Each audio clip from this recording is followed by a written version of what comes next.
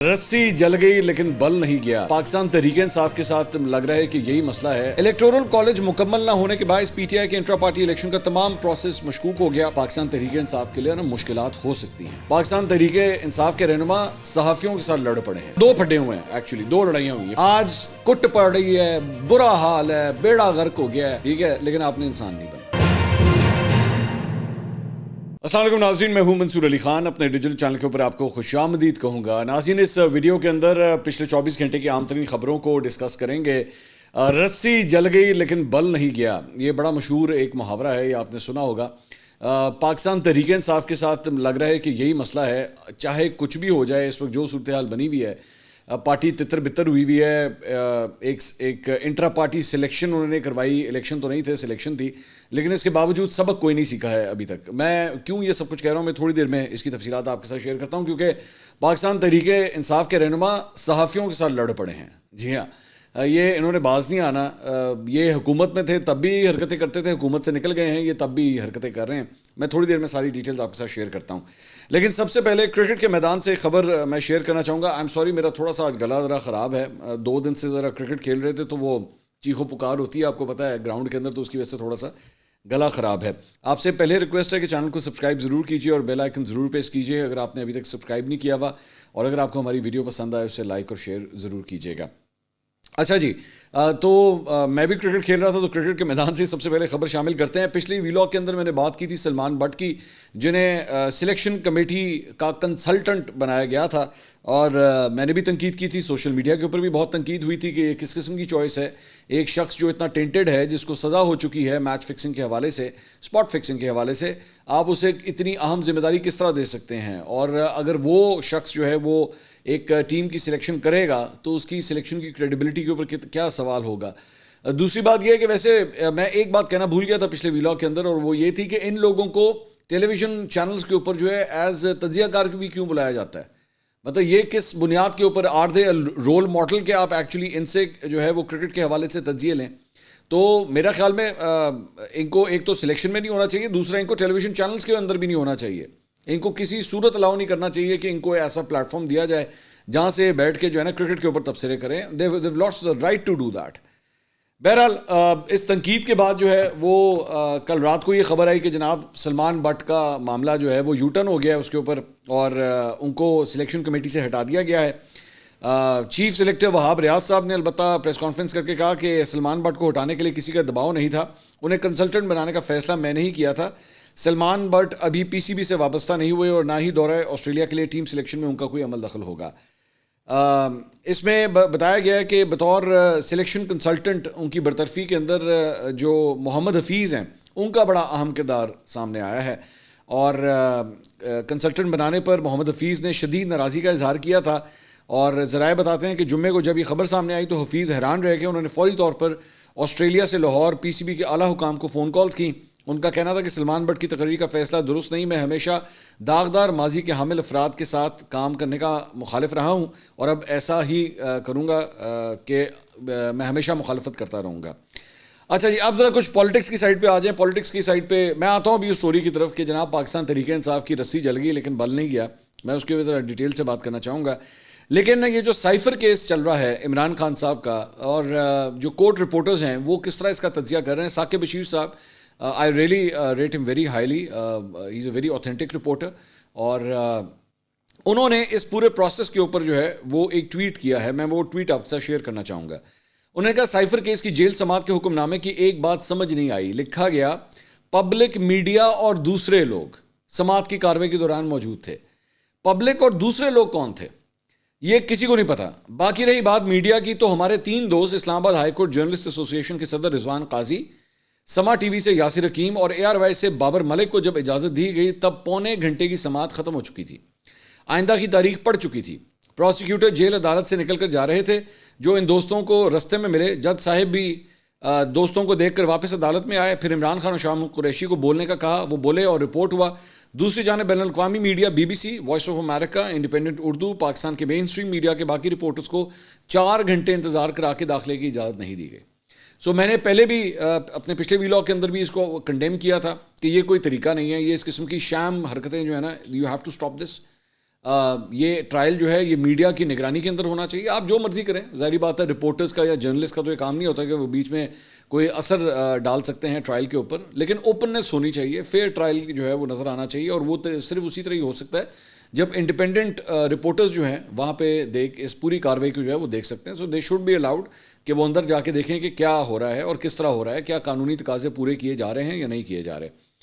اس کے علاوہ پاکستان تحریک انصاف کے چیف الیکشن کمشنر نیاز اللہ نیازی صاحب نے شہزاد اقبال صاحب جو جیو کے اینکر ہیں ان کے پروگرام میں گفتگو کی.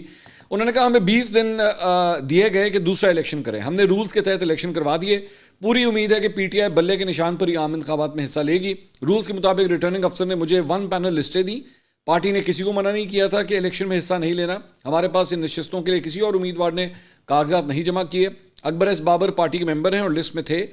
اکبر ایس بابر صرف ویڈیو بنانے کے لیے آئے کہ لوگوں کو بتاؤں کہ الیکشن ہو رہا ہے. وہ منصوبہ بندی کے تحت پی ٹی آئی الیکشن کو سبوتاج کرنا چاہتے تھے. اکبر ایس بابر نے ایسی ہی ہائپ بنائی کہ ایسے انٹرا پارٹی انتخابات ہو رہے ہیں. ان کے بیان کو مسترد کرتا ہوں, میں الیکشن کمشنر تھا, میرے پاس آتے تو یقین کریں میں ان کا فیصلہ کرتا. اگلے ہفتے میں عام انتخابات کے لیے شیڈیول آ رہا ہے. تحریک انصاف کو کسی نہ کسی طریقے سے ان مراحل سے آؤٹ کیا جا رہا ہے. تو یہ پاکستان تحریک انصاف کے چیف الیکشن کمشنر کا خیال تھا. ایک انٹرسٹنگ سٹوری جو ہے وہ جیو کے اوپر آئی ہے اسی پاکستان تحریک انصاف کے انٹرا پارٹی الیکشن کے اوپر. اس کی چند چیزیں میں آپ کے ساتھ شیئر کرنا چاہوں گا. یہ لکھتے ہیں الیکٹورل کالج مکمل نہ ہونے کے باعث پی ٹی آئی کے انٹرا پارٹی الیکشن کا تمام پروسیس مشکوک ہو گیا. حیران کن دلچسپ الیکشن میں نہ کاغذات نامزدگی چھپائے گئے, نہ ووٹر لسٹ اور نہ امیدواروں کو لڑنے کا موقع ملا. پی ٹی آئی کے ایک وکیل رہنما نے بتایا کہ انٹرا پارٹی الیکشن کرانے والوں کو عدالت میں شرمندگی اٹھانا پڑے گی. آئین کی پاسداری نہیں کی گئی. پی ٹی آئی کی جانب سے ہفتے کے روز اجلت میں کرائے گئے انٹرا پارٹی الیکشن نے اس کی آئینی اور جمہوری حیثیت کے بارے میں سوالات کھڑے کر دیے ہیں. حیران کن اور دلچسپ انداز میں منعقد کرائے گئے پارٹی الیکشن میں نہ صرف بیرسٹر گوہر علی خان کو بلا مقابلہ چیئرمین منتخب ہوئے بلکہ دیگر تمام عہدیداران بھی بلا مقابلہ منتخب کرا دیے گئے. پارٹی کے آئین کے تحت منتخب نیشنل کونسل نے انتخاب کرنا تھا, مگر اس کا کوئی باضابطہ اجلاس ہی منعقد نہیں ہوا. محض رسمی کارروائی کی گئی کیونکہ نیشنل کونسل کا انتخاب ہی طویل عرصے سے نہیں ہوا اور نہ ہی اس کی کوئی فہرست جاری کی گئی. کاغذات نامزدگی نہ ویب سائٹ پر دستیاب تھے اور نہ ہی پارٹی سیکریٹریٹ میں دستیاب تھے. مروجہ طریقہ کار کے تحت امیدوار کاغذات نامزدگی جمع کراتے ہیں, الیکشن کمشنر انہیں مسترد یا منظور کرتا ہے, اعتراضات وصول کیے جاتے ہیں جس کے بعد حتمی فہرست جاری کی جاتی ہے. اس کے بعد امیدواروں میں مقابلہ ہوتا ہے یا کوئی امیدوار مقابلے سے دستبردار ہوتا ہے. لیکن یہ الیکشن ایسے آنن فانن ماحول میں ہوئے کہ تمام مراحل کو بلڈوز کر دیا گیا, کھلی مسابقت کے مواقع فراہم نہیں کیے گئے. پی ٹی آئی کے ایک وکیل رہنما نے بتایا کہ اگرچہ بیرسٹر گوہر علی خان سمیت پارٹی عہدوں کے بلا مقابلہ الیکشن پر پارٹی قیادت خوش ہے اور یہ سمجھتی ہے کہ انہوں نے انٹرا پارٹی الیکشن میں پارٹی آئین اور الیکشن قواعد کی پیروی کی ہے جس میں بلا مقابلہ انتخاب کی شق موجود ہے, مگر انہیں اس وقت شرمندگی اٹھانا پڑے گی جب یہ معاملہ قانون کی عدالت میں جائے گا, جہاں ان کے لیے ثابت کرنا مشکل ہو جائے گا کہ انہوں نے الیکٹورل کالج پورا کیوں نہیں کیا. آپ کو یاد ہوگا کہ جب یہ سارا پروسیس ہو رہا تھا تو میں نے اس وقت بھی کہا تھا کہ اس کو جو ہے وہ کل کو عدالت میں جا کے اگر چیلنج کر دیا گیا تو پاکستان تحریک انصاف کے لیے نا مشکلات ہو سکتی ہیں, کیونکہ کیا ڈیو پروسیس کو کمپلیٹ کیا جا رہا ہے کہ نہیں کیا جا رہا. جو مقصد آپ کا تھا کہ جی کسی طرح ہمیں بلے کا نشان بڑے آرام سے مل جائے, اس میں ابھی کچھ مراحل ہونا باقی ہیں. there could be some problem coming up in the few days, so be prepared for that. یہ میں آپ کو ابھی سے بتا رہا ہوں, ہو سکتا ہے کہ نہ ہو, let's see. اچھا جی, اس کے علاوہ ثوابی میں ورکرز کنونشن منعقد کرنے پر شیر افضل مروت سمیت پی ٹی آئی کے 21 مقامی قائدین اور دیگر نامعلوم کارکنان پر مقدمہ درج کر دیا گیا ہے. گزشتہ روز منعقدہ ورکرز کنونشن میں تحریک انصاف کے عہدیداروں اور کارکنوں نے شرکت کی. ایف آئی آر تھانہ ثوابی کے ایس ایچ او کی مدیریت میں درج کی گئی ہے. تحریک انصاف کے کارکنوں کے خلاف دفعہ 144 کی خلاف ورزی پر مقدمہ درج کیا گیا. مقدمے میں سابق ایم پی اے عاقب اللہ, سابق ایم پی اے عبدالکریم, تحصیل میر عطاء اللہ, فیصل طریقئی, ضلعی صدر سہیل یوسف زئی, عدنان قیصر اور دیگر قائدین کے نام بھی شامل ہے جن کو ایف آئی آر جو ہے ان کے خلاف کاٹ دی گئی ہے. اسد قیصر صاحب کو مردان میں جوڈیشل مجسٹریٹ کی عدالت میں پیش کیا گیا. پولیس نے عدالت کو بتایا کہ اسد قیصر پر 9 مئی کو توڑ پھوڑ کے واقعات کا مقدمہ درد ہے, جسمانی ریمانڈ دیا جائے. عدالت نے پولیس کی جسمانی ریمانڈ دینے کی استدعا مسترد کرتے ہوئے اسد قیصر کو جیل بھیجنے کا حکم دے دیا. یہ پہلے ایک مقدمے میں بری ہوئے تھے لیکن ساتھ ہی جو ہے ان کو پھر ایک اور مقدمے پہ گرفتار کر لیا گیا. وہی طریقہ کار جو دیگر رہنماؤں کے حوالے سے, صنم جاوید کے حوالے سے, خدیجہ شاہ کے حوالے سے, پرویز الہی کے حوالے سے, وہی طریقہ کار چل رہا ہے کہ لوگوں کو بار بار جو ہے وہ گرفتار کیا جاتا ہے. اچھا جی, اب آ جائیں وہ رسی جل گئی لیکن بل نہیں گیا. پاکستان تحریک انصاف کی لڑائیاں, وہ تو پرانا طریقہ کار ہے صحافیوں کو ٹارگٹ کرنا, ان کو تمیز تو ہے نہیں, اور نہ انہوں نے کبھی یہ سیکھنا ہے کہ بھائی خدا کے لیے میچور ہو جاؤ, بڑے ہو جاؤ. کب ہوگے جا کے لونڈے لپاڑوں کے ساتھ جو ہے وہ کام کر کر کے نا آپ کا دماغی توازن بھی خراب ہو چکا ہے. پہلا 2 پھڈے ہوئے ہیں, ایکچولی 2 لڑائیاں ہوئی ہیں. پہلا پھڈا جو ہے وہ ہے شہزاد اکبر صاحب کا, وہی شہزاد اکبر جو پاکستان میں نہیں ہے. شہزاد اکبر صاحب کا کیا ہوا کہ جی انہوں نے ایک تصویر انہوں نے پوسٹ کی, اور اس تصویر میں جسٹس قاضی فائز صاحب پارلیمنٹ میں خطاب کر رہے ہیں, اور اس تصویر میں پیچھے عطا اللہ تاڑر جو مسلم لیگ نون کے رہنما ہیں وہ بیٹھے ہوئے ہیں. تو انہوں نے جو ہے وہ ٹویٹ کیا کہ جی نہ صرف یہ ایک ڈرامہ تھا بلکہ جناب کے پیچھے اگر یہ پارلیمان کا سیشن تھا تو یہ شخص جو SAPM ہے, special assistant of the prime minister تھا, کیسے پارلیمان میں بیٹھ سکتا تھا؟ اور اگر یہ پارلیمان کا سیشن نہیں تو ایک سیاسی جلسے میں سپریم کورٹ کا جج کیا کر رہا تھا؟ اب بندہ ان سے پوچھے کہ ان کو اس بات کا آئیڈیا نہیں تھا کہ یہ بیسکلی پارلیمنٹ کی اینیورسری کا ایک فنکشن تھا جو کہ وہ پارلیمنٹ کے جو ہال ہے اسی کے اندر منعقد کیا گیا تھا, اور اس میں جسٹس قاضی کو جو ہے وہ مدعو کیا گیا تھا, ان کو بلایا گیا تھا, اور اس لیے انہوں نے شرکت کی تھی. دوسرا, اس میں جو عطا اللہ تارڑ صاحب بیٹھے ہوئے ہیں, کیونکہ اس وقت وہ ایک کیبنٹ کا حصہ تھے تو وہ اس حیثیت سے یہاں پہ بیٹھے ہوئے تھے, لیکن انہوں نے جسٹس قاضی فائز عیسیٰ کے اوپر جو ہے وہ تنقید کرنی تھی, اور انہوں نے کہا کہ جی یہ شخص جو ہے پارلیمان میں کیا کر رہا ہے, جبکہ ایسی کوئی بات نہیں تھی. اچھا, اس کے اوپر مطیع اللہ جان صاحب نے ٹویٹ کی یہ اس بات کے اوپر. انہوں نے کہا بیرسٹر شہزاد اکبر جیسے اسٹیبلشمنٹ کے ٹاؤٹوں کو پارلیمنٹ کی بالادستی اور آئین کی گولڈن جوبلی کی تقریبات کی اہمیت کا کیا معلوم. وہی میں نے آپ سے کہا تھا نا کہ یہ بیسکلی پارلیمنٹ کی بالادستی اور آئین کی گولڈن جوبلی تھی جس وجہ سے یہ منعقد ہو رہا تھا.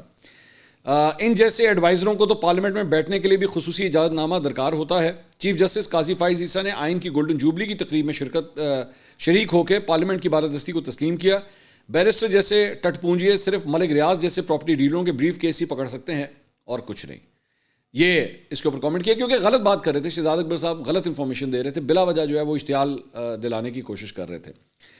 تو شہزاد اکبر صاحب کا اب جوابی ٹویٹ ذرا دیکھیے کہ وہ کیا فرماتے ہیں. کہتے ہیں او ہو پھر گاجر کی طلب ہو رہی ہے لگتا ہے.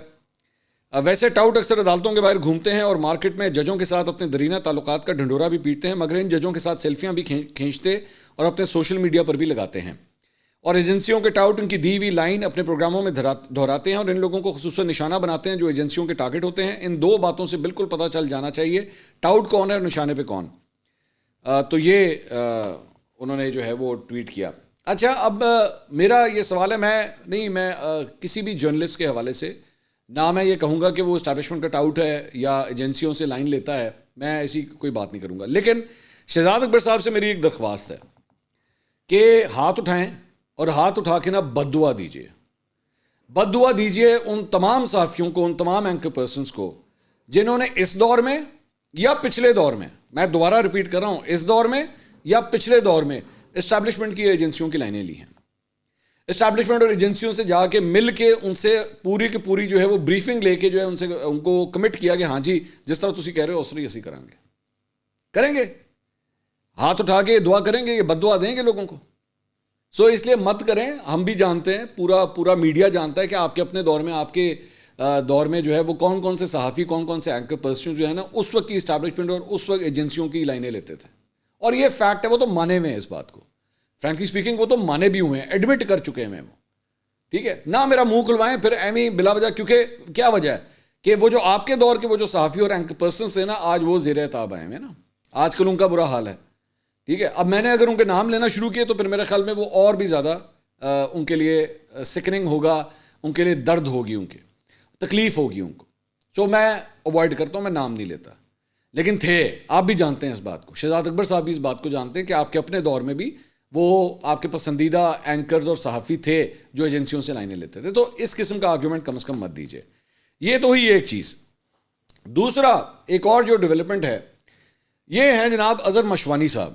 یہ اظہر مشوانی صاحب جو ہیں یہ پاکستان تحریک انصاف کی سوشل میڈیا ڈپارٹمنٹ کو ہینڈل کرتے تھے, اور اس کے بعد جب یہ گورنمنٹ آ گئی تھی تو اس کے بعد پنجاب گورنمنٹ اور بعد میں فیڈرل گورنمنٹ ان چیزوں کے اندر بھی کافی پی ٹی آئی کی سوشل میڈیا اور جنہ لونڈا لپاڑا ہوتا نا وہ سارا لونڈا لپاڑا اظہر مشوانی ہینڈل کرتا سی. ان کے ساتھ بعد میں جب حکومت چلی گئی تھی تو پھر اس کے بعد اظہر مشوانی صاحب کے ساتھ جو ہے وہ ایک زیادتی بھی ہو گئی کہ ان کے بھائی لاپتہ ہو گئے تھے. ہم نے بھی آواز بلند کی تھی ان کے لیے، ظاہری بات ہے. ایون دو انہوں نے کوئی کسر نہیں چھوڑی، گالم گلوچ، فضولیات بولنا صحافیوں کے بارے میں، اینکروں کے بارے میں، کوئی انہوں نے ایک کسر نہیں چھوڑی کبھی اس بارے میں. لیکن ظاہری بات ہے جب ان کے ساتھ زیادتی ہوئی تھی تو میں نے بھی آواز بلند کی تھی کہ اظہر مشوانی کا بھائی کدھر ہے بھائی، وہ لاپتہ کیوں ہے، اس کو لے کر آئے، کون اٹھا کے لے کے گیا ہے، کدھر غائب ہے وہ. ہم نے آواز بلند کی اور اللہ کا شکر ہے وہ واپس آ چکے ہیں. اب وہ واپس آ چکے ہیں. لیکن اظہر مشوانی کی وہ حرکتیں نہیں ختم ہوئی جو پہلے ماضی میں ہوا کرتی تھیں. صحافیوں کو برا بھلا کہنا، اپنے ورکرز میں، اپنے سپورٹروں میں صحافیوں کے حوالے سے نفرت پھیلانا، یہ حرکت نہیں کی ختم ہوگی. سب سے زیادہ پی ٹی آئی کے اندر یہ نفرت جو ہے وہ پائی جاتی ہے. انہوں نے انسان نہیں بننا. انہوں نے کیا ٹویٹ کیا، نام لے کے 3 جو رپورٹرز ہیں جو کورٹ کی پروسیڈنگز کو کور کرتے ہیں ان کے بارے میں لکھا جی انہوں نے حسنات ملک، عمران وسیم اور عبدالقیوم صدیقی. حسنات ملک کا تعلق ایکسپریس سے ہے، excellent reporter, one of the best reporters that I know, میں کھل کے بتاؤں گا. عمران وسیم صاحب جو ہیں ان کا تعلق بول سے ہے، ٹھیک ہے، اور عبدالقیوم صدیقی صاحب کا تعلق جیو سے ہے. تینوں اپنی اپنی فیلڈ کے ماہر رپورٹرز ہیں. آپ اختلاف کر سکتے ہیں، آپ ان کے تجزیے سے اختلاف کر سکتے ہیں، 100 دفعہ کیجئے، لیکن میں ان کو بہت ہائیلی ریٹ کرتا ہوں ان کی کریڈیبلٹی کے حوالے سے.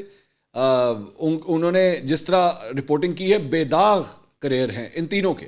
ان کے بارے میں لکھتے ہیں جی حسنات ملک، عمران وسیم اور عبدالقیوم صدیقی جیسے بغض عمران کے مریضوں کے علاوہ ہر رپورٹر اور صحافی اب حیرت سے مجبور ہو کر مسند عدل پر بیٹھے بغض اور کینے سے بھرے اشخاص کے حوالے سے بول رہے ہیں. اور نیچے انہوں نے ایک اور صحافی ہیں عدیل سرفراز صاحب، ان کا کوئی ویلاگ ہے اس کو انہوں نے شیئر کر دیا. اب عدیل سرفراز صاحب جو ہیں وہ جسٹس قاضی فائز سے زیادہ خوش نہیں ہیں، تو انہوں نے ان کے بارے میں یہ سارا کچھ جو ہے وہ آپ کے نام لیے بغیر بھی بول سکتے تھے، لیکن مقصد تھا کہ نہیں میں 3 لوگوں کے نام لوں اور ان کے اوپر جو ہے کیچڑ اچالوں. اچھا، اس کے اوپر ثاقب بشیر صاحب ابھی تھوڑی دیر پہلے جن کو میں کوٹ کر رہا تھا، انہوں نے ٹویٹ کیا. انہوں نے کہا کہ جی صحافیوں کو ڈائریکٹ ہٹ کرنے والا پرانا رویہ آج بھی ترک نہ کر کے کیا حاصل کرنا چاہتے ہیں. صحافیوں پر اندھا دھند الزامات لگانے والا یہ رویہ اب تک بدل جانا چاہیے تھا، لیکن افسوس ہے کہ نہیں بدلا. جس کی صحافت آپ کے بیانیے کو سپورٹ کرے وہ درست، نہ کرے وہ ٹھیک نہیں. یہ کیسی سوچ ہے؟ اور صحافیوں کی اس طرح کی ٹرولنگ اور جس سے انصاف کی امید ہو اس کی صبح و شام ٹرولنگ کریں گے تو کچھ حادثوں ہونے والا نہیں ہے. اس لیے اپنی اس ادا پر غور کریں. یہ وہی ثاقب بشیر صاحب ہے جن کی ابھی ویلاگ میں کے شروع میں ان کی ٹویٹ آپ کے ساتھ شیئر کر رہا تھا، جو سائفر کیس کے حوالے سے اعتراض کر رہے تھے کہ بھائی یہ فیئر ٹرائل نہیں ہو رہا، یہ جو طریقہ کار ہے میڈیا کو ایکسس ہونا چاہیے، سب کو دیکھنا چاہیے کہ سائفر کا کیس کس طرح چل رہا ہے. یہ وہی ثاقب بشیر صاحب ہے.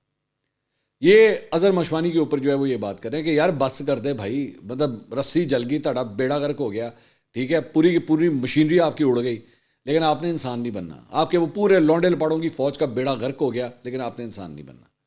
یہ اس طرح بیٹھ کے آپ اپنے معاملات کو حل کریں گے بیٹھ کے، کہ آپ صحافیوں کے اوپر یہ گند اچھالیں گے بیٹھ کے.